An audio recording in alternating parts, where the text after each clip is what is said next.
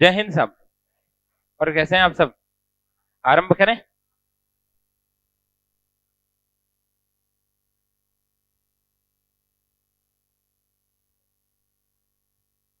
ऋतुराज।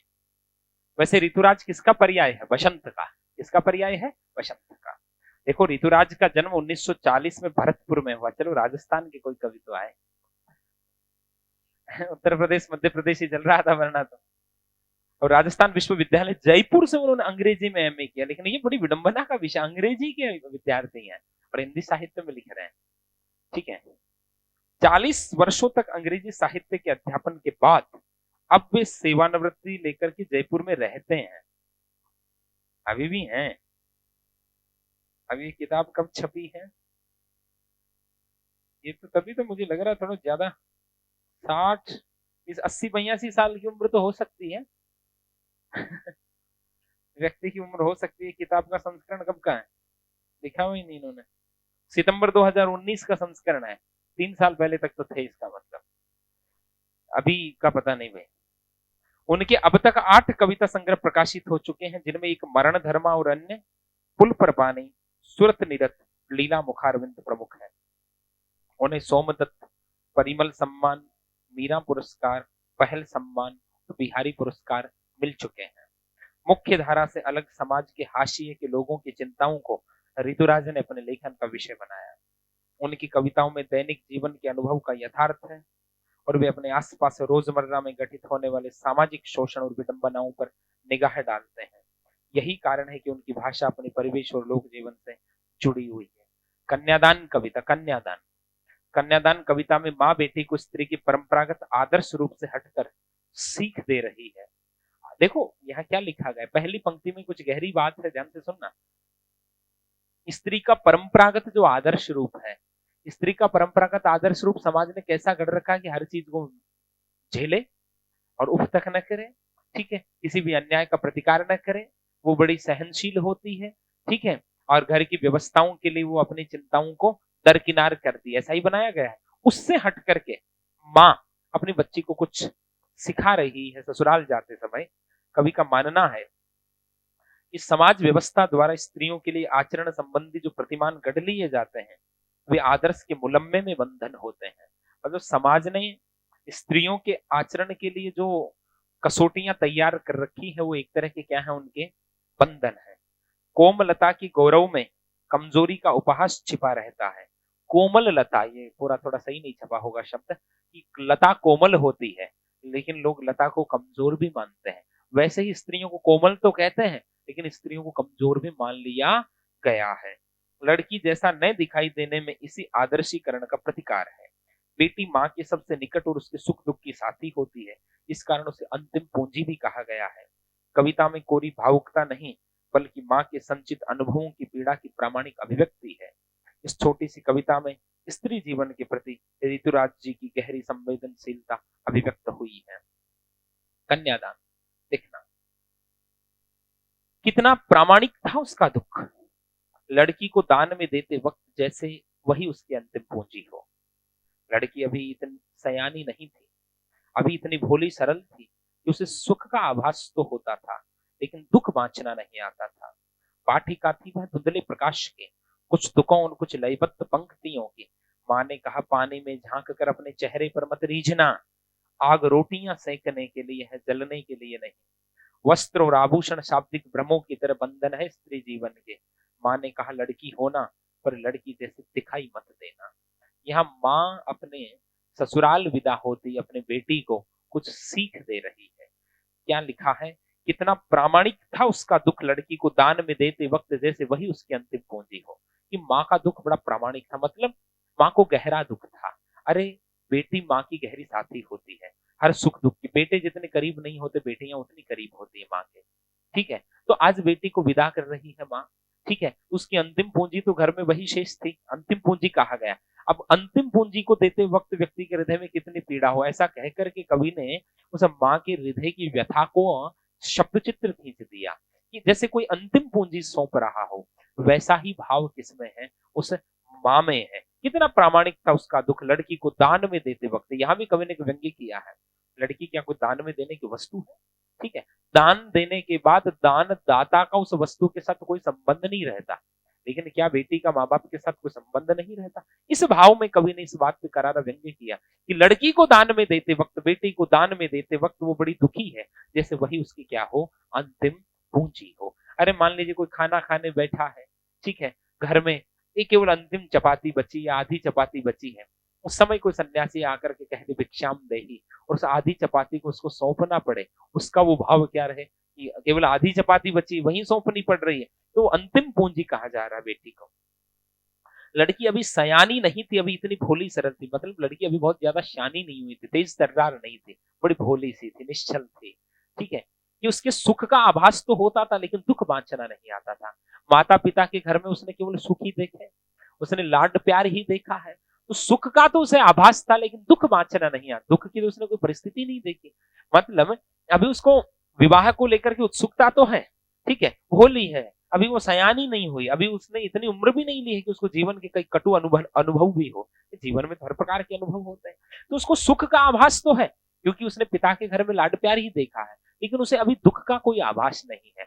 और यदि उसके साथ दुख हो तो लोग दुख को कैसे झेला जाता है, दुख को कैसे आपस में विमर्श किया जाता, बताया जाता है, वो भी उसको अभी नहीं पता है। लेकिन दुख बांचना नहीं आता था, ससुराल में आने वाली समस्याओं का अभी उसको कोई बोध नहीं था। पाठिका थी वह धुंधले प्रकाश की, कुछ तुकों और कुछ लयबद्ध पंक्तियों की। मतलब मान लीजिए धुंधला धुंधला प्रकाश हो, कवि ने संकेत किया है, धुंधले प्रकाश में हमें कोई पन्ना पकड़ा दे पढ़ने के लिए तो हमें कुछ कुछ दिखता भी है और कुछ कुछ नहीं भी दिखता। तो वैसे ही अभी उसके जीवन का नया पड़ाव आरंभ होने जा रहा, विवाह, और विवाह का जो उसके मन में एक उत्साह है, आनंद का भाव है, केवल उसको उस धुंधले प्रकाश में दिखती हुई लिखावट जैसा है।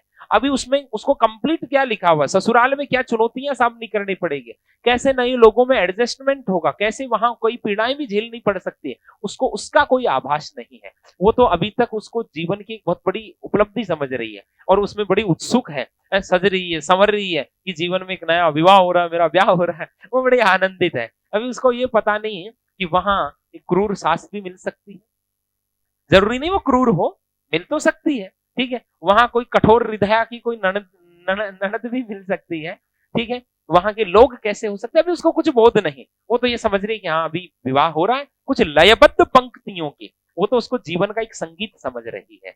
जैसे धुंधले प्रकाश में सब कुछ स्पष्ट नहीं दिखता ना, वैसे ही उसको भी अपने इस खुशियों के प्रकाश में सब कुछ स्पष्ट नहीं दिख रहा है। माँ ने कहा, अब माँ ने जाते समय उसको सीख दी है कि पानी में झांक कर अपने चेहरे पर मत रीझ जाना, कि बेटी केवल अपने सौंदर्य पर आत्ममुग्ध मत हो जाना।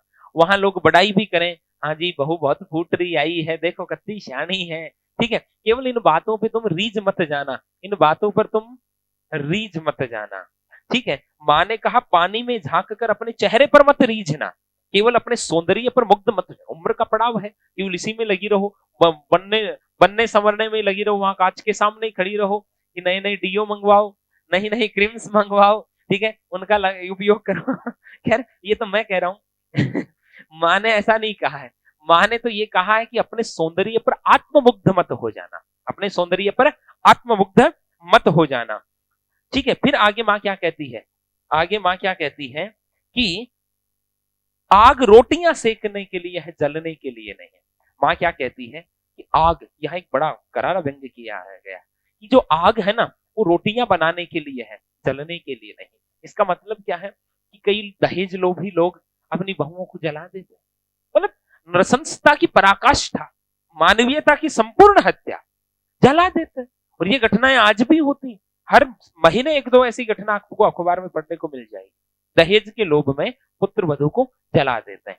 तो माँ यहाँ ये कह रही है कि ऐसी आग, आग जलने के लिए नहीं बनी है, आग रोटियां बनाने के लिए बनी है। मतलब ऐसी कोई स्थिति हो, तुम्हारे साथ कोई अन्याय करे तो चुपचाप सहना नहीं है, उसका प्रतिकार करना है।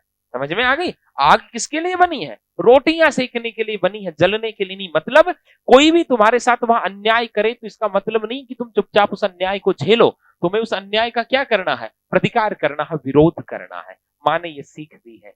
और वस्त्र और आभूषण शाब्दिक भ्रमों की तरह बंधन है स्त्री जीवन के। जैसे शब्दों का एक मायाजाल बुन दिया जाता है, व्यक्ति उस भ्रम में पड़ा रहता है, उसी प्रकार जो आभूषण है, वस्त्र है, स्त्रियों को स्वाभाविक तौर पे प्रिय होते हैं। ठीक है, कितनी पढ़ी लिखी किसी भी पद पर पहुंची स्त्री क्यों ना हो, उसको कोई अच्छी सी ड्रेस ला के दे, बड़ी आनंदित हो जाए वो। कितना सुंदर मेरी माँ ने करवाए, देखो वो 5 लोगों को और दिखाती है, मोहल्ले भर की स्त्रियों को इकट्ठा करके दिखा देती हो, देखो मैं लाई हूं, मेरे भाई ने करवाया, अभी भाभी ने ला के दिया है, ऐसे वो ला करके दिखाती है ना। स्त्री को वस्त्र और आभूषण के प्रति एक सहज प्रेम होता है। ठीक है, पुरुषों को इतना नहीं होता।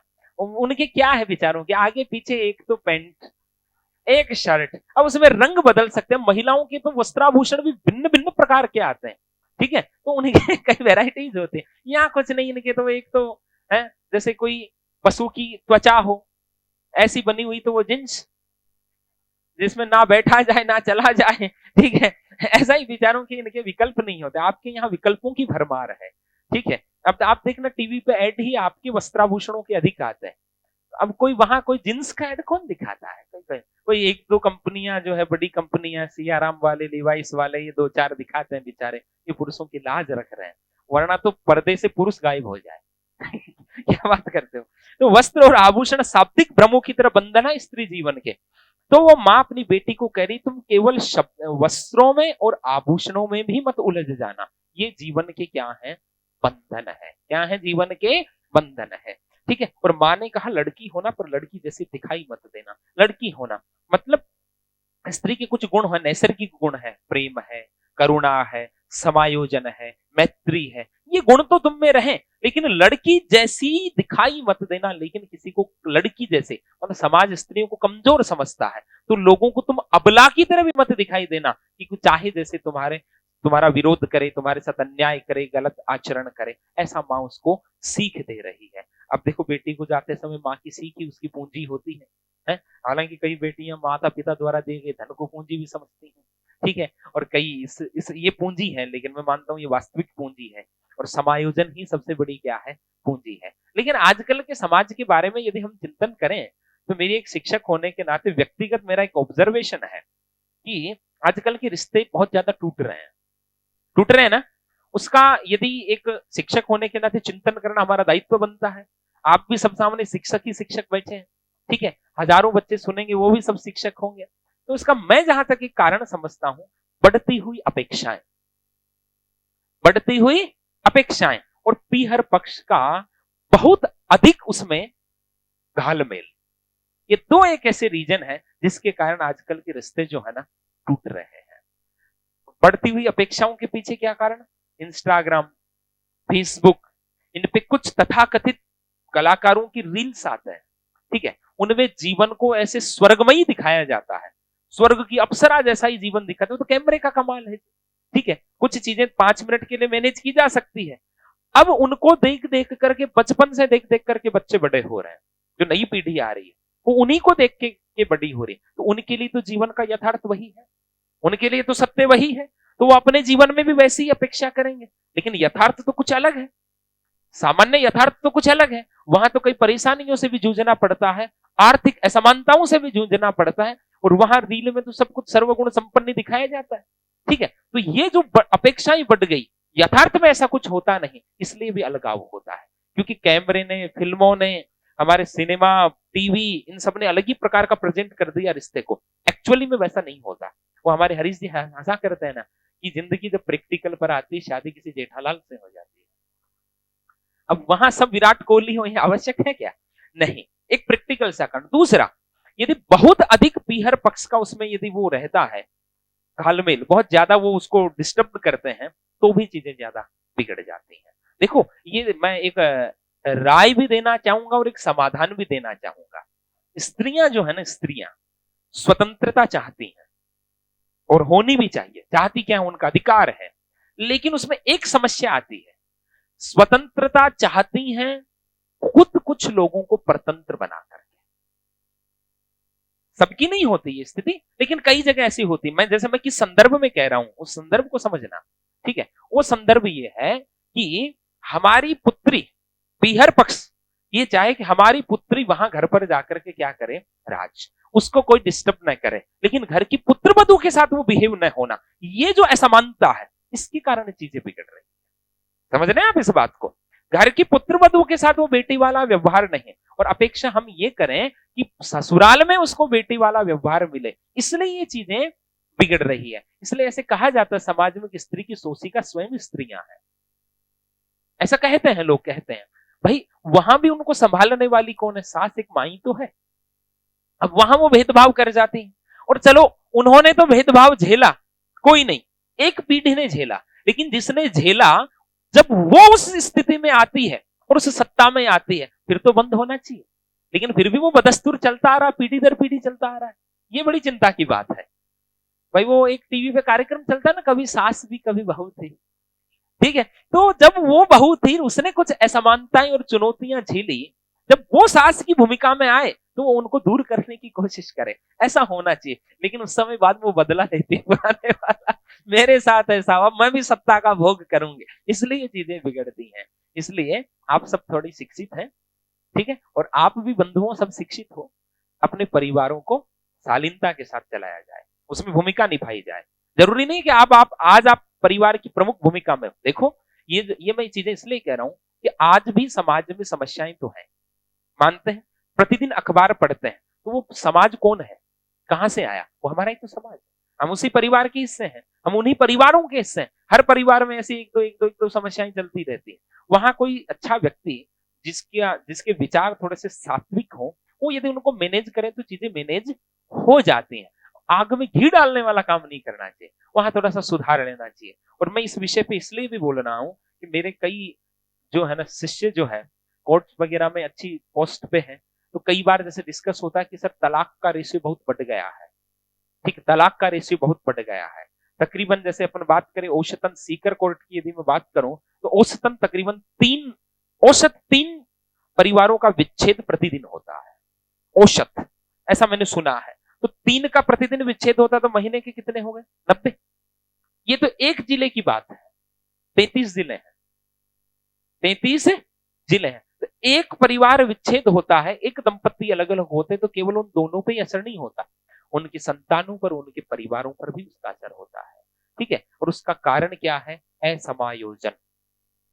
खुद तो अपेक्षाएं रखना, लेकिन खुद किसी की अपेक्षा पे खरा न उतरना। इसके लिए स्त्री पुरुष दोनों बराबर जिम्मेदार हैं, ठीक है। तो थोड़ा सा मस्तिष्क को ऊंचा रखें, क्योंकि हो सकता है कि कईयों के जीवन में ऐसी समस्याएं चलती रहती है। मैं कई बार ऐसे सुनता हूं कि ऐसा ऐसा ऐसा प्रॉब्लम हुआ, ऐसा प्रॉब्लम हुआ, तो थोड़ा सा विवेक पूर्वक कार्य लें तो जीवन सब चलता रहता है, इसलिए ज्यादा चिंता विंता करने की जरूरत है नहीं। तो कन्यादान हो गए, ठीक है, और इसी के साथ आज की कक्षा को देते हैं विश्राम। अरे आप सब सशक्त हैं, आप सब सशक्त हैं, और इसलिए ही मैं आपको पढ़ने के लिए अधिक कहता हूं कि स्वावलंबन से बड़ा कोई सुख नहीं है।